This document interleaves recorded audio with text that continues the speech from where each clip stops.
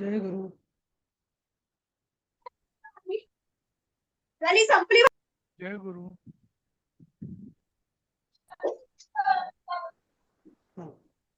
जय गुरु. जय गुरु. आपण आज तिसऱ्या पाठाला सुरुवात करणार आहोत. दिसतंय ना तुम्हाला स्लाइड? हो सर. हो. हा. तुमचं क्रियापदांचं कसं झाले सेशन्स?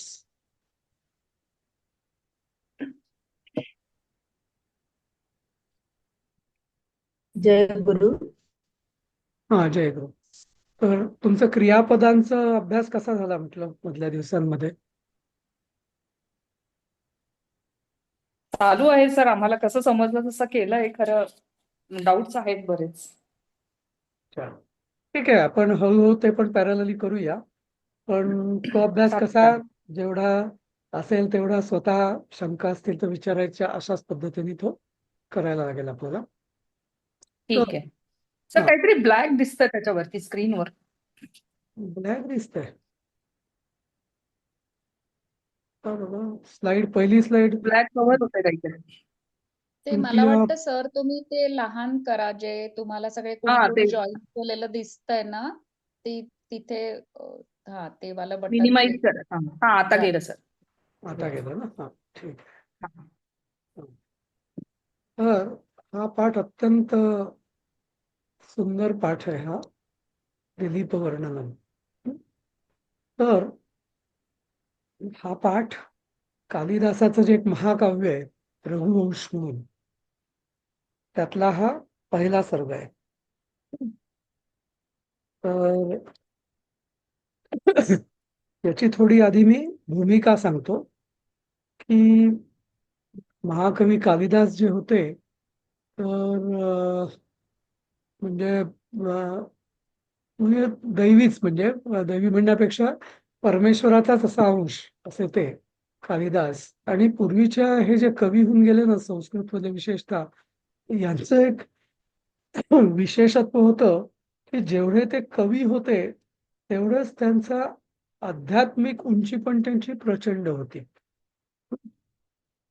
म्हणजे कालिदास आणि तसं म्हटलं तर व्यास आणि वाल्मिकी यांच्यामध्ये खूप फरक आहे. वाल्मिकी हे त्रेतायुगातले, व्यास हे द्वापार युगातले. पण तरी कालिदास तर आता गेल्या 1500 वगैरे वर्षातला असेल मला वाटतं. पण त्यांची जी आध्यात्मिक उंची होती ती अगदी प्रचंड होती. आणि म्हणूनच ते असं म्हटलं जातं की एवढ्या उंच अशा रचना ते करू शकले. तर या रघुवंशामध्ये कालिदासांनी जी सुरुवात केली आहे रघुवंशाची, ती अशीच केली आहे की वागर्थौ इव संपृक्तौ वागर्थ प्रतिपत्तये जगत पितरौ वंदे पार्वती परमेश्वरो. वाग अर्थौ इव संपृक्तौ म्हणजे काय की वाणी, आपण जे बोलतो ती वाणी आणि त्याचा अर्थ हे संपृक्त म्हणजे एकमेकांशी हे अभिन्न असतात. जसे तर तसंच तर अशा या वाणी आणि त्याचा अर्थ किंवा साहित्य म्हणता येईल या दृष्टीने त्याला, वाणी आणि त्याचा अर्थ. तर याच्या प्रतिपत्तीसाठी म्हणजे हे समजावून सांगण्यासाठी जगत पितरो वंदे पार्वती परमेश्वरो. तर जशी वाणी आणि त्याचा अर्थ हे एकमेकांशी अभिन्न असतात, नाही का? जसं मी म्हटलं की दूध दूध म्हटलं की आपल्यासमोर दुधाचा अर्थ म्हणजे प्रत्यक्ष दूध हे डोळ्यासमोर येतं. दुधापासून, प्रत्यक्ष दुधापासून दूध या शब्दाला कोणी विभक्त करू शकेल का? नाही, नाही का? पुष्प म्हटलं की फुलच समोर येणार. तसं वाणी आणि म्हणजे वाणीचा अर्थ म्हणजे वाणी ज्या पदार्थाला संकेत करत असते तो पदार्थ म्हणजेच त्याचा तो अर्थ, ते एकमेकांशी अभिन्न असतात. जसं की पार्वती आणि परमेश्वर किंवा शिव आणि शक्ती हे जसे एकमेकांशी अभिन्न आहेत, तर अशा त्या म्हणजे वाणी आणि अर्थ जसं एकमेकांशी एकत्र असतात, तसेच पार्वती आणि परमेश्वर पण एकमेकांशी अभिन्न आहेत. आणि त्यांना मी जगतः पितरो वंदे, म्हणजे या विश्वाच्या माता पितरांना मी वंदन करीत आहे, असं त्यांनी कालिदासांनी या मंगलाचरण हे केलेलं आहे. नंतर दुसरं यांनी रघुवंश हे म्हणजे हा एक राजवंश होता आपल्या इतिहासामध्ये. तर तो कसा होता म्हणजे, तर कालिदासाने वर्णन केलेलं आहे की रघुवंशातले राजे कसे होते. हा, तर त्यागाय संभृतार्थानाम, सत्याय मितभाषिणाम, यशसे विजिषुगीणाम, प्रजाये गृहमेधिनाम. हा, म्हणजे जे त्यागाची जणू मूर्ती. हा, म्हणजे म्हणजे नंतर सत्यवादी, मितभाषिणी, यशस्वी, नंतर विजिगीषू म्हणजे जिंकण्याची दुर्दम्य इच्छा. हा, आणि नंतर शैशवे अभ्यस्त विद्यानाम, लहानपणी सगळ्या विद्यांचा गुरुकुलात जाऊन अभ्यास करणारे. यौवने विषयेषिणाम, यौवनामध्ये तारुण्यात त्यांनी विषयांचा भोग घेतलेले. वार्धक्य मुनिवृत्ती नाम, म्हणजे वार्धक्यामध्ये मुनिवृत्ती घेऊन योगेनानंते तनुत्यजाम, आणि शेवटी योगानी आपल्या शरीराचा त्याग, देहाचा त्याग करणारे. म्हणजे चारही जे आपलं वर्णाश्रम धर्म असतो, ब्रह्मचर्य, गृहस्थ, वानप्रस्थ आणि संन्यास, तर अशा आणि पूर्ण असा योगी वृत्तीने शेवटी देहाचा त्याग करणारे असे सगळे ते महाराजे होते या रघुवंशामध्ये. हा, तर असं त्या दिव्य असलेल्या राजवंशाचं मी वर्णन करतोय, असं कालिदासांनी सांगितलंय. ही थोडीशी म्हणजे तुम्हाला मी जास्तीची माहिती म्हणून देतोय. नंतर सर हे दोन्ही श्लोक टाकाल का तुम्ही याच्यावर? हो, मंगलाचरणाचा मी टाकलेला आहे. रघुवंशाचा म्हणजे हे रघुवंशातले राजे कसे होते, आता मी जे सांगितलंय त्याचाही श्लोक मी टाकेल. हा, नंतर हा, अरे माझं स्क्रीन शेअरिंग इज पॉस्ट का म्हणतोय तो. हा, नंतर हा रघुवंश म्हणजे काय, कोणी रघुवंश म्हणतात, कोणी इक्ष्वाकू वंश म्हणतात, कोणी सूर्यवंशी आणि चंद्रवंशी हे पण नाव आपण ऐकली असतील, बरोबर. तर नक्की काय, त्याचं थोडं माहिती देतो की ज्याला आपण मन्वंतर म्हणतो ना, आपल्या धर्मानुसार, सनातन धर्मानुसार मन्वंतर होऊन गेलेत, म्हणजे होत आहेत, म्हणजे आपण एका मन्वंतराचाच भाग आहोत. तर म्हणजे एक मनू असतो आणि त्याच्यामध्ये 71 महायुग असतात. एक महायुग म्हणजे 4 युग, म्हणजे सत्ययुग, त्रेतायुग, द्वापारयुग आणि कलियुग. सत्य किंवा कृत म्हणतात त्याला. असं 4 युगांचं मिळून एक महायुग बनतं. अशा 71 महायुगांचं मिळून एक म्हणजे एक मनू होतो. हा, आणि असं म्हटलं जातं की 14 मन्वंतर झाली की ब्रह्मदेवाचा एक दिवस होतो, असं त्याचं संकल्पना आहे. हा, आणि असं म्हटलं जातं की सध्या 6 मनू होऊन गेले सृष्टीच्या आरंभापासून, आणि 7वं मन्वंतर सुरू आहे. तर 7वा जो मनू आहे त्याचं नाव आहे वैवस्वत. म्हणून ज्यांना धार्मिक संकल्प जे त्याची माहिती असेल, तर तेव्हा आपण जो संकल्प करतो कुठल्याही पूजा वगैरे करताना, तर त्याच्यात असं म्हणतो की वैवस्वत मन्वंतरे, म्हणजे वैवस्वत मन्वंतरात हा जो मनू आहे हा कुठला आहे, वैवस्वत. वैवस्वत का, तर याचा मूळ पुरुष जो आहे तो सूर्य म्हणजे विवस्वान, त्याचा पुत्र वैवस्वत. म्हणून जसं दशरथाचा मुलगा दाशरथी राम, तसं विवस्वान म्हणजे सूर्याचा मुलगा जो वैवस्वत. विवस्वान म्हणजे त्याचं प्रथमा होते विवस्वत, त्याचा मुलगा तो वैवस्वत. आणि त्या वैवस्वत तो पहिला मनू, आणि त्याच्यापासून हे मन्वंतर सुरू झालेले. सूर्यपुत्र वैवस्वत मनूनी हे सुरू केलेलं आहे, असं. नंतर आपण म्हणतो अष्टाविंशतितमे म्हणजे त्यातलं हे 28वं हे सुरू आहे काय, मन महायुग सुरू आहे आणि त्यात कलियुग आहे. कलियुगे कली प्रथम चरणे असं वगैरे आपण म्हणतो संकल्पामध्ये.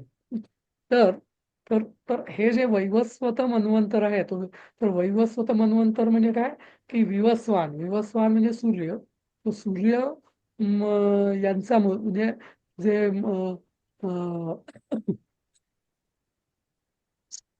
एक मिनिट हं. तर असं म्हटलं जातं की ब्रह्माचा काही मानसपुत्र होते. त्यांचा मानसपुत्र एक मरीची ऋषी, मरीची ऋषींचा पुत्र कश्यप ऋषी, कश्यप ऋषींचा पुत्र सूर्य हे विवस्वान. त्या विवस्वानाचा पुत्र वैवस्वत, त्याच्यापासून हे वैवस्वत मन्वंतर सुरू झालं. आणि मग त्याच्याच आणि म्हणून याला सूर्यवंश म्हणतात. हा जो आपण म्हणतो ना प्रभू रामचंद्रांचा जो वंश आहे तो कुठला, तर सूर्यवंश. तर मग त्या सूर्यवंशामध्येच पुढे इक्ष्वाकू नावाचा एक मोठा राजा झाला, की जेणेकरून त्यांचं नाव, मग त्या वंशाचं नाव इक्ष्वाकू वंश असं पडलं. जसं की आपल्या इकडे पण एखादा जेव्हा मोठा पुरुष होतो नाही का, तर महापुरुष, की मग पुढे सगळेजण म्हणतात की आम्ही त्यांच्या वंशातले आहोत नाही का. जसं आता आम्ही शिवाजी महाराजांच्या वंशातले आहेत, कुणी असं म्हणत नाही की मी शहाजी राजांच्या वंशातला आहे नाही का. तसं तर त्या दृष्टीने तर तसं मग इक्ष्वाकू वंश असं नाव पडलं त्याचं.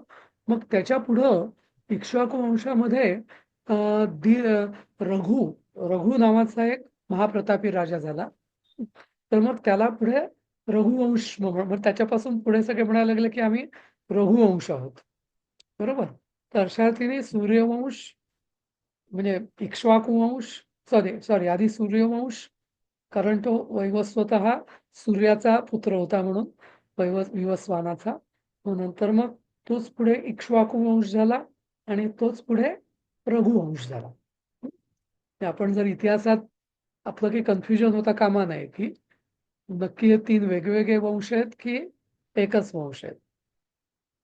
तिन्ही एकच वंश. तर ही जी कथा आहे रघुवंश म्हणजे महाकाव्य जे कालिदासांनी लिहिलेलं आहे, तर याच्यामध्ये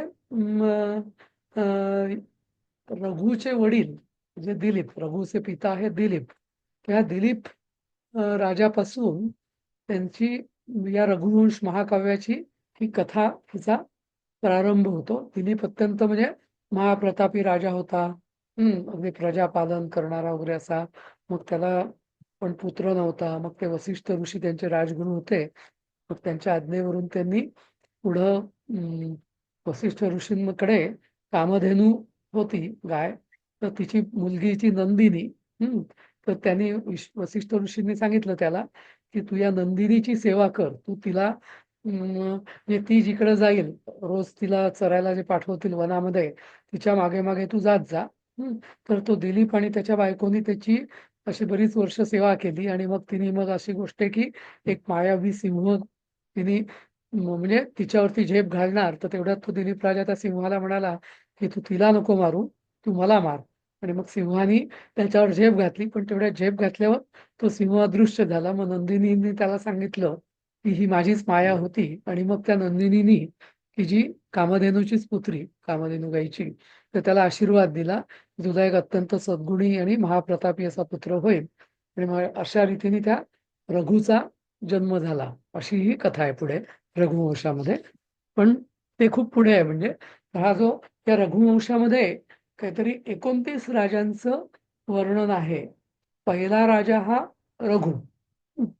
आणि या रघु आणि हा आपला प्रथम म्हणजे हे जे दिलीप जे आहे, दिलीप वर्णनम आपला जो पाठ जो आपण आज घेणार आहोत, तर याचं म्हणजे हे प्रथम सर्ग म्हणजे पहिलाच पाठ आहे हा. म्हणजे त्यात एकूण 29 सर्ग मी सांगितलं, तर त्यातला हा पहिलाच पाठ आहे, पहिलाच सर्ग आहे. म्हणजे तर मंगलाचरण वगैरे झाल्यावरती हा पहिला श्लोक आहे, पहिला त्यातलं श्लोक आहे त्याच्यातला. पद्य म्हणा श्लोक म्हणा की वैवस्वतो मनुर्नाम माननीयो मनीषिणाम आसीन महीक्षिता माद्य प्रणवश्छंदसामिव. तर याचा अर्थ असा, वैवस्वत मनुहू नाम म्हणजे वैवस्वतू वैवस्वत नावाचा मनू, नावाचा मनू माननीयो मनीषिणाम. हं. तर मनीषिणाम म्हणजे मनीषिन हा मूळ शब्द आहे. मनीषिणान नाम म्हणजे षष्ठी बहुवचन. तर मनीषिणाम मध्ये जो आदरणीय किंवा माननीय, सन्माननीय असा जो राजा होता. तर म्हणजे अत्यंत सगळ्या म्हणजे आता मनीषिणाम, मनीषिन म्हणजे काय? मनीषा केकरे आहे ना आपल्याकडे? मनीषा, काय तुझ्या नावाचा अर्थ काय? मनीषा म्हणजे इच्छा आकांक्षा असं मला माहितीये. हो, मनाची इच्छा, आपल्या मनाची इच्छा मनीषा. मनातली इच्छा. हो. अच्छा, नाही, थोडा वेगळा अर्थ आहे. तर ईशा म्हणजे इच्छा, ईशा, इहा, म्हणजे इच्छा, स्पृहा म्हणजे इच्छा. तर मनसः ईषणः म्हणजे मनीषीन याचा शब्द आहे की असे जे म्हणजे विद्वान असतात ना, अत्यंत विद्वान, की ज्यांचं मनात जी इच्छा होईल ती त्यांची तृप्त होते. म्हणजे त्याला आपण मनस्वी किंवा ज्यांच्या मनात जे येतं ते त्यांचं मराठीमध्ये अजून एक शब्द आहे याला, काय बघा, मनस्वी, मनीषिणाम. नाही, आकांक्षा नव्हे. म्हणजे त्यांचं मन, कामधेनू आहेत का? ते कामधेनू नाही नव्हे. कामधेनू नाही. कामधेनू सारखंच, की ज्यांच्या म्हणजे मनस्वी या अर्थाने, पण मनस्वी म्हणजे स्वच्छंदी किंवा काही मनात आलं असं नव्हे. तर त्यांच्या मनोवांछित का? मनोवांछित या अर्थाने, की ज्यांच्या जे मनात येतं ते पूर्ण होतं. ज्याला वाक्सिद्धी वगैरे म्हणतात ना, की म्हणजे वाचा सिद्धी वगैरे असं. की ज्यांच्या मनात ज्यांची इच्छा होईल ती त्यांची पूर्ण होते, किंवा अशी त्यांच्यामध्ये मेधा किंवा अशी त्यांच्यामध्ये सिद्धी असते, त्याला म्हणतात मनीषिन. म्हणजे जसं शशीन, तसा मनीषिन हा असा शब्द आहे. तर मनीषिन म्हणजे काय, की अत्यंत विद्वान, इतके विद्वान आणि इतके म्हणजे तपस्वी किंवा हे, की ज्यांच्या जे मनात येतं ते त्यांना ते इच्छापूर्ती होते, असे मनीषिन, असे लोक. तर मनीषा या शब्दाचा अर्थ तो आहे. की स्त्रीलिंगी शब्द, म्हणजे मनीषा म्हणजे हा स्त्रीलिंगी झाला, मनीषिन हा पुल्लिंगी झाला. पण की मनातली इच्छा पूर्ण करण्याची शक्ती ज्यांच्यामध्ये असते, जे मनातील ते ती इच्छा पूर्ण करण्याची ज्यांच्यामध्ये असते शक्ती, असे अलौकिक पुरुष, विद्वान, अत्यंत विद्वान पंडित किंवा असे. तर अत्यंत विद्वानांमध्येही ज्याला अत्यंत मान होता आणि अत्यंत आदरणीय होता, असा हा वैवस्वत नावाचा मनू. आसीन महिक्षिताम आद्य.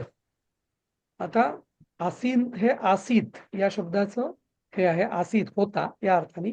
महिक्षिताम आद्य. तर महिम क्षियंती, क्षियंती म्हणजे प्राप्त करणारा, म्हणजे मालक या अर्थाने. क्षियंती म्हणजे स्वामी, ताबा घेणारे किंवा प्राप्त करणारे. मही म्हणजे पृथ्वी. तर भूपती किंवा पृथ्वीपती ज्याला आपण म्हणतो, महिक्षितम म्हणजे महिक्षित. तर महिक्षितचं परत हे षष्ठी बहुवचन झालं. महिक्षित म्हणजे पृथ्वीपती. तर पृथ्वीपती आद्य पृथ्वीपती होता तो. जसं म्हटलं ना आपण, की सूर्यवंशाचा तो आद्य पुरुष या अर्थाने. म्हणून म्हणजे पहिला राजा वैवस्वत, म्हणून तो पृथ्वीपती, म्हणजे सगळ्या राजांचा आद्य पुरुष कोण, तर वैवस्वत म्हणून. तर कसं, प्रणव छंदसाम इव. छंदसाम म्हणजे काय, छंद या शब्दाचे दोन अर्थ होतात. एक छंदस, मूळ शब्द आहे छंदस. छंदसाम म्हणजे षष्ठी. छंदसाम म्हणजे छंदांमध्ये. तर छंदांमध्ये जसा प्रणव, प्रणव म्हणजे ओंकार, किंवा छंद या शब्दाचा दुसरा अर्थ वेद हा पण होतो. तर दोन्ही अर्थाने येऊ शकते.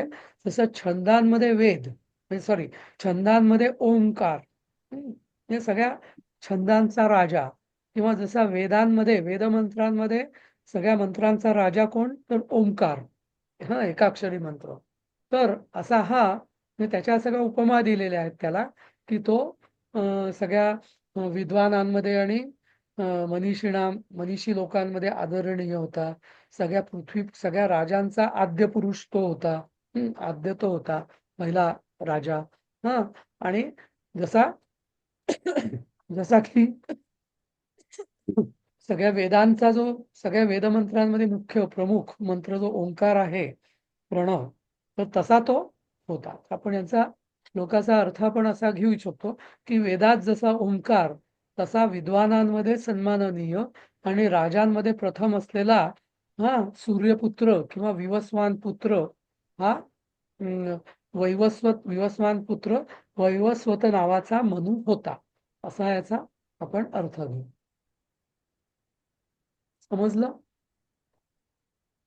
तर इकडे मनूचा अर्थ मनुष्य असा आहे का? नाही, मनू नाही. मनू म्हणजे ज्याच्यापासून हे मन्वंतर सुरू झालं ना, मी तुम्हाला सांगितलं ना, तो. म्हणजे या सगळ्या मन्वंतर म्हणजे आपल्या दृष्टीने तुम्ही बोलू ना की ही 71 महायुग, या सगळ्यांचा जो म्हणजे काय ज्याच्यापासून ते सुरू झालं तो वैवस्वत असा. आणि तो सूर्यपुत्र. नाही, खालती इंग्लिश मध्ये दिले म्हणून कन्फ्युज होतं सर. इंग्लिश मध्ये ते ना, की नाही ऍक्च्युअली ना, Vaivasvata Manu became the first among the kings. नाही, तुम्ही ना बाकी दुसरे अर्थ बघूच नका. मी जे अच्छा. मोठे मराठीत लिहिलेले आहे ना, कारण मी काय केलं, ओके. उन्नतीने मला हे इकडनं तिकडनं उन्नती आहे का? नाहीये, मला वाटतं तिच्या मुलाचा आज क्लास होता. तर पण मी काय केलं, मग बाकी याच्यांमध्ये मी काही बदल केले नाही, दुरुस्त्या केल्या नाहीत. फक्त मराठीत जे होतं ते मी दुरुस्त्या करून ठेवलेलं आहे इकडं. तर हे झाल्यावर मी तुम्हाला देईल तसं. ओके. तर पण तुम्ही इंग्लिश आणि हिंदी वगैरे एवढं इंग्लिश तर बघूच नका, मुख्य मराठीच बघा त्याचा अर्थ, कारण तो मी हा दुरुस्त केलेला आहे. तर कळला अर्थ याच्यातला? आणि बघा हे म्हणजे हो सर. म्हणजे रघुवंश महाकाव्य कसं आहे हे आपल्याला म्हणजे पहिल्या श्लोकांपासून त्याची जाणीव होते की उपमा, अलंकार, उत्प्रेक्षा, रूपक, म्हणजे एकदम वेगळाच एकदम त्याला अनुभव येतो हे सगळं वाचताना आपल्याला, नाही का? सर हा, बोला. त्या मन्वंतरावर जी माहिती दिली आता हा, तिच्याबद्दल थोडस म्हणजे एक असं छोटस राईटअप वगैरे असं तुम्ही करताल का आपल्याला? म्हणजे थोडस नाही, माहिती आहे, म्हणून कारण का ते सगळं लक्षात येईल. अच्छा, म्हणजे रेफर चालेल. करायला आपल्याला बाकी असं म्हणजे थोडस त्याची माहिती तुम्ही सांगितली आता फार हम्म, उत्कृष्ट माहिती सांगितली आणि ती अशी लक्षात ठेवा किंवा एक रेफरन्सला म्हणून आपण वापरू शकतो. काय चालेल, करता येणार असेल पाठवीन. तर. हो, नाही, पाठवीन मी तुम्हाला तशी. थँक्यू हरकत नाही. Thank you thank you. ठीक आहे. हा, आता पुढचा श्लोक घेऊया आपण. तदन्वये शुद्धिमती प्रसूत नाही, प्रसूत आपण दीर्घ पाहिजे हे. प्रसूत शुद्धिमत्तरः दिलीप इव राजेंदु इंदु क्षीरनिधौ इव. तर त्याचे शब्द सांगतो आधी. सर ते नेम लिस्ट जरा मिनिमम. काय थँक्यू. हा, ते नावाची लिस्टमुळे काळं येत होतं. काय येत होतं? आताच झालं. हा, हा, तर तदन्वये शुद्धिमती.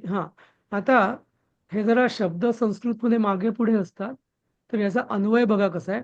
शुद्धिमती तत् अन्वये, म्हणजे तत् म्हणजे त्या, शुद्धिमती म्हणजे शुद्ध आणि म्हणजे शुद्ध बुद्धी किंवा शुभ बुद्धी ज्यांची आहे अशा वंशामध्ये. अन्वय म्हणजे वंशामध्ये. अन्वये म्हणजे सप्तमी. अन्वयाचं अन्वये तर वंशामध्ये. अन्वय म्हणजे जे फॉलो होतं ते म्हणजे वंश. तर अशा शुद्ध बुद्धीच्या किंवा शुभ बुद्धीच्या वंशामध्ये शुद्धिमत्तरः दिलीपः. शुद्धिमत्तर म्हणजे त्या अजून बुद्धिमान, म्हणजे अजून शुद्ध, अजून पवित्र, अजून बुद्धिमान असा दिलीपः इति राज इंदुः. दिलीप असा, इति म्हणजे असा, दिलीप असा राज इंदुः. राजेंदू म्हणजे राजचंद्र, रामचंद्र किंवा चंद्र म्हणजे जसा सगळ्या राजांमध्ये जसा चंद्र जसा आकाशात शोभून दिसतो नाही का, तसा सगळ्या राजांमध्ये शोभून दिसणारा राजचंद्र दिलीप हा प्रसूत म्हणजे जन्माला आला.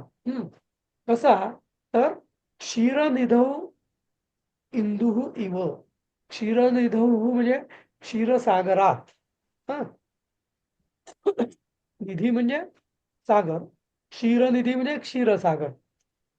जसं असं याचं मागची भूमिका अशी आहे की अगदी पूर्वी जेव्हा त्रेतायुगामध्ये सकृत युगामध्ये असं म्हटलं जातं की म्हणजे राक्षस आणि दैत्य आणि देव यांचं जेव्हा त्या दोघांनी मिळून जेव्हा समुद्र मंथन केलं, म्हणजे 14 रत्न, चतुर्दश रत्न बाहेर निघाली, तर त्यातलं एक रत्न होतं चंद्रमा. बरोबर. तर जरा म्यूट करा ज्यांचं. हा म्यूट करा.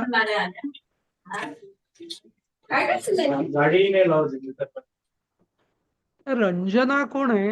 रंजना नाही काय, रंजना त्या कोण जॉईन झाल्या? कोणाचा मोबाईल आहे तो?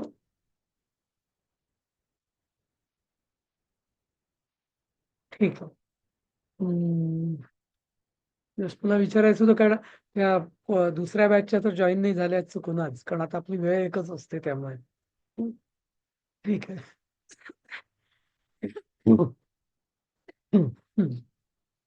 तर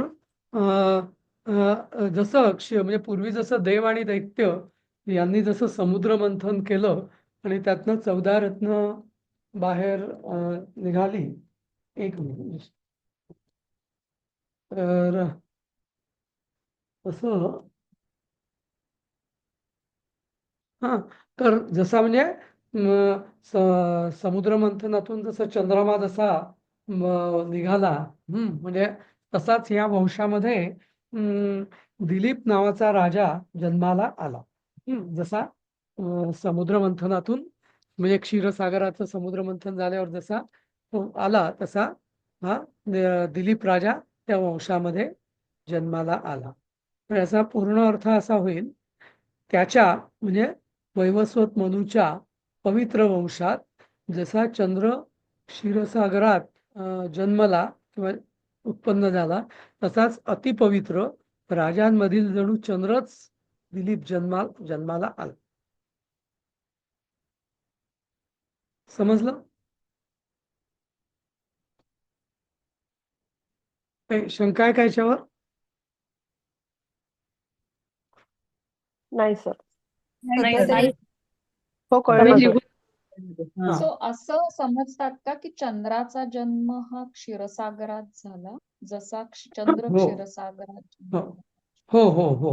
चंद्र हा त्या समुद्र मंथनात तो कोणा पूर्वी असे लग्नात ते म्हणायचे बघा श्लोक तो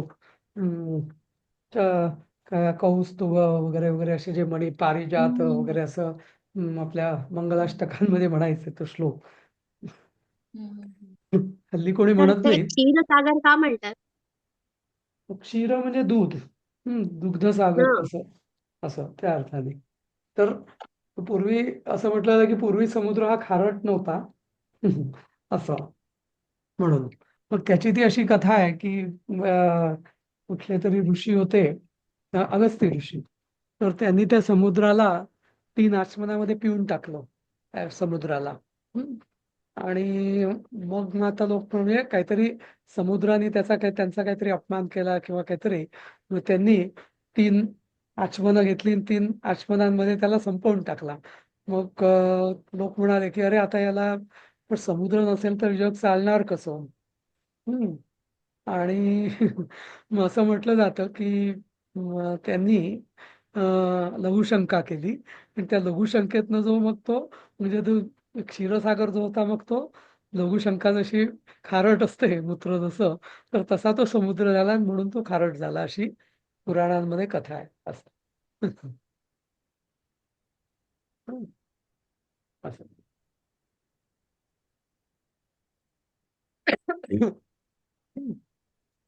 नंतर हा पुढचं आहे व्यूढो रस्को वृषस्कंद शाल प्रांशुर्महाभुजः आत्मकर्मक्षमं देहं क्षात्रो धर्म इवाश्रितः.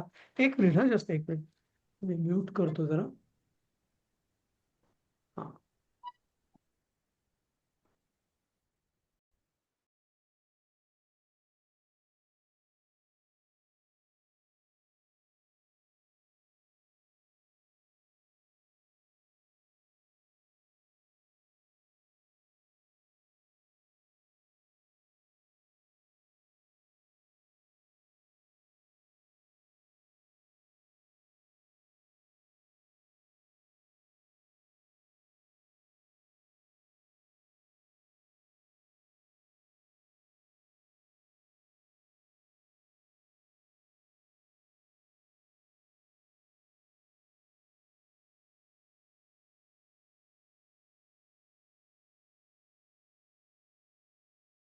आवाज येत नाही.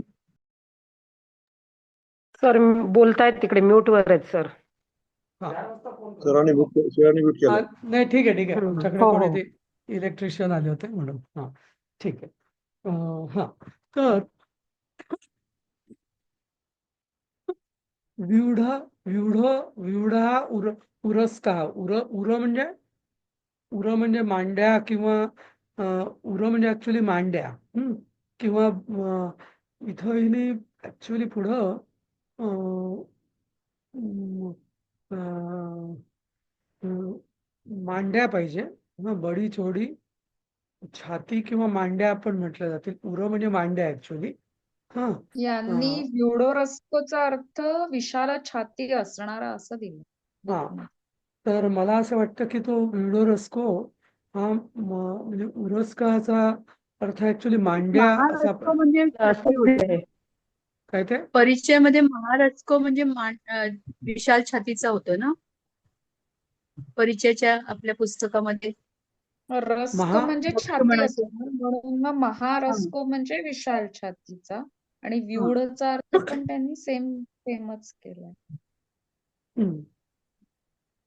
नाही, ठीक आहे. उर म्हणजे वक्षस्थल पण चालेल, तर त्या अर्थाने छाती बरोबर आहे. ठीक आहे, आपण तेच घेऊन पुढे जाऊया. हा.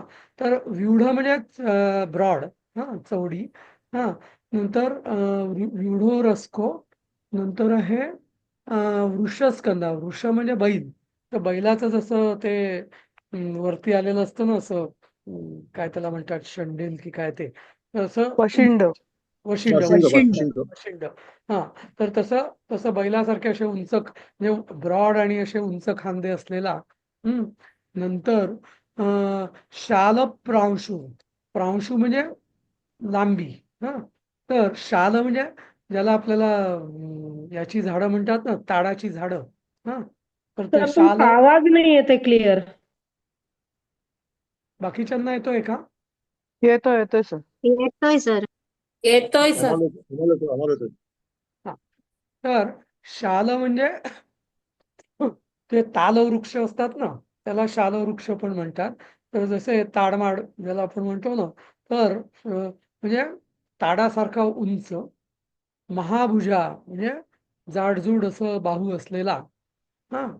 नंतर आत्मकर्मक्षमं देहम क्षात्रो धर्म इव आश्रितः. आणि कार्य करण्यास समर्थ. आत्मकर्मक्षमं देहम म्हणजे स्वतःचं काम करण्यास समर्थ, दुसऱ्याची काही मदत घ्यावी लागत नाही त्याला, असा. हा.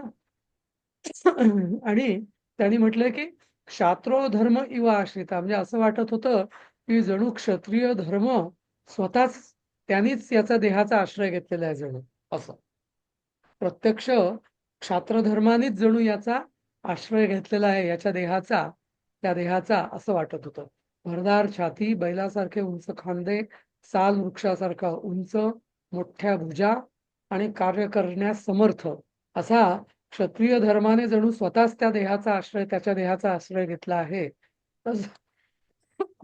असं वाटत होतं. तर ते शाल वृक्ष आहे का? हा. ते साल हा, त्या शाल नाही, मराठीत त्याला साल वृक्ष म्हणतात, असं. सालवृक्ष ओके. हा संस्कृतमध्ये शाल वृक्ष म्हणतात, मराठीत त्याला साल वृक्ष म्हणतात. हो हो. हा पुढचा श्लोक आहे आकार सदृश प्रज्ञा प्रज्ञा सदृशागमः आगमै सदृशारंभ आरंभ सदृशोदय. तर आकार सदृश प्रज्ञा, आकार म्हणजे जसा त्याचा आकार होता भव्य तशीच त्याची बुद्धी पण होती. म्हणजे नुसता आपला शरीराने विशाल पण डोकं काही नाही असं नाही. जसा त्याचा आकार होता भव्य दिव्य तशीच त्याची तीक्ष्ण कुशाग्र प्रज्ञा किंवा बुद्धी पण होती. प्रज्ञेया सदृशागम, आणि प्रज्ञेया म्हणजे आता सदृश, आता बघा हा इथे गंमत बघा कशी आहे. जेव्हा आकार सदृश प्रज्ञा, इथं त्यांनी आकारया सदृश हा सदृश प्रज्ञा असं झालं असतं, पण त्यांनी काय केलं तो समास करून टाकाला. आकार सदृश प्रज्ञा म्हणजे आकार सदृश, आकारया सदृश हा सदृशी प्रज्ञा. म्हणजे त्याच्यात ऍक्च्युली दोन समास झाले, एक सदृश प्रज्ञा हा एक समास आणि आकारया सदृश हा दुसरा समास. तर आकारया सदृश हा तृतीय तत्पुरुष समास झाला, आकारया सदृश, आणि सदृश प्रज्ञा हा बहुरी समास झाला. आणि इथं पुढच्या वाक्यात म्हणजे पुढच्या त्या अर्ध्याच्यामध्ये प्रज्ञेया सदृशागमा, इथं सदृश म्हणजे जसं सह साकम सार्धम ते करताना आपण जसं तृतीया करतो ना, तसंच सदृश हा शब्द सुद्धा याच्यासारखा. तर तेव्हा नेहमी सदृशाला नेहमी तृतीया लागते, सह सार्धम सारखी. तर प्रज्ञेया म्हणजे प्रज्ञाचं तृतीया, मालया तसं प्रज्ञेया. म्हणजे आणि बुद्धीसारखाच त्याचं शास्त्रज्ञान. आगम म्हणजे शास्त्रज्ञान. आगम, आगम म्हणजे आलेलं, गम म्हणजे जाणे, आगम म्हणजे येणे, नाही का. तर तसं आगम म्हणजे जे परंपरेने जे आलेलं ज्ञान आहे त्याला आगम म्हणतात. असं म्हटलं जातं आपल्या याच्यामध्ये. आगम म्हणजे सगळ्या जगताचे जे गुरु आहेत, आदिगुरु, ते आहेत भगवान शिव, परमशिव किंवा भगवान शिव. तर त्यांनी जे सांगितले आहे त्याला म्हटलं जातं, त्यांनी जो उपदेश केलाय, ज्ञान सांगितलं पार्वतीला, त्याला म्हटलं जातं आगम.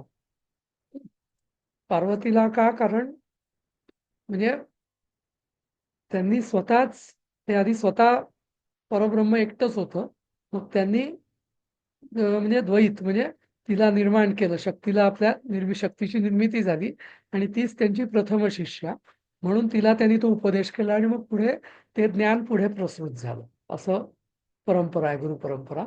तर आगम म्हणजे शिवानी जे सांगितलं शक्तीला त्याला म्हटलं जातं आगम, आणि नंतर शक्ती जे सांगते पुढे त्याला म्हटलं जातं निगम. म्हणजे निगम म्हणजे तिने त्याचं निवर्तन केलं पुढे, म्हणजे पुढे पास ऑन केलं, म्हणून त्याला म्हटलं जातं निगम.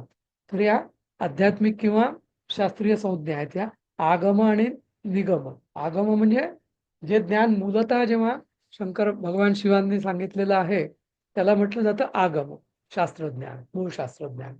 आणि निगम म्हणजे देवीने पुढे जे सांगितलेलं आहे त्याला म्हटलं जातं निगम. तर तसंच त्याचं म्हणजे जशी त्याची बुद्धी होती तसंच त्याचं शास्त्रज्ञान होतं.